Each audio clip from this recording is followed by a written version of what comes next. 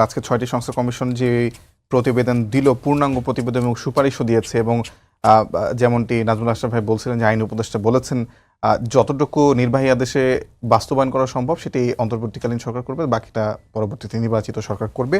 এবং সংবিধান এবং আমি বিচার বিভাগীয় সংস্কার বিষয়ে আপনার কাছে বিশেষভাবে জানতে চাই যে কতটুকু আসলে নির্বাহী পদ্ধতিতে বা আদেশে করা সম্ভব, এবং কি আপনি দেখলেন ৬টি সংস্কার কমিশনের, যদি একটু মূল্যায়ন আমাদের বলতেন।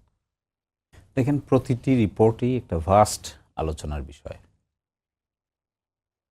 এখানে এখন যে স্টেক হোল্ডারদের সঙ্গে আলোচনা করবে সরকার, কি জন্য এই আলোচনার কেন্দ্রবিন্দুতে হবে কি করে স্টেক হোল্ডারদের সঙ্গে ঐকমত্যে পৌঁছা যায়, ন্যূনতম কোন জায়গাটুকুতে ঐকমত্যে পৌঁছা যায়, আর হায়েস্ট কোন জায়গায় ঐকমত্যে পৌঁছা যায়।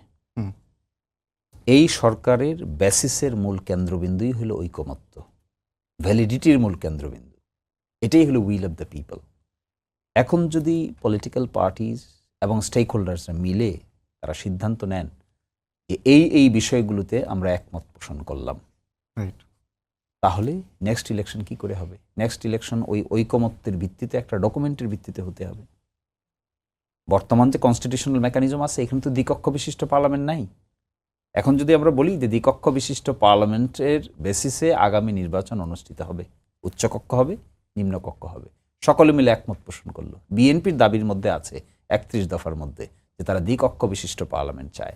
ফর এক্সাম্পল, সকল রাজনৈতিক দল একমত হলো দ্বিকক্ষ বিশিষ্ট পার্লামেন্ট চাই আমরা, উচ্চকক্ষ এভাবে গঠিত হবে, নিম্নকক্ষ এভাবে গঠিত হবে, এবং মহিলাদের জন্য আলাদা ইলেকশন হবে, যা প্রপোজ করেছেন ওনারা। এখানে ১০০টা আসন মহিলাদের জন্য হবে, শুধু মহিলারা সেখানে কম্পিট করবে।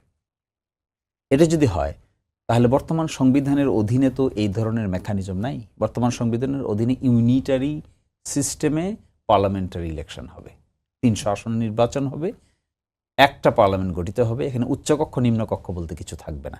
প্রাইম মিনিস্টার হবে, প্রেসিডেন্ট হবেন, মিনিস্টার্স হবেন।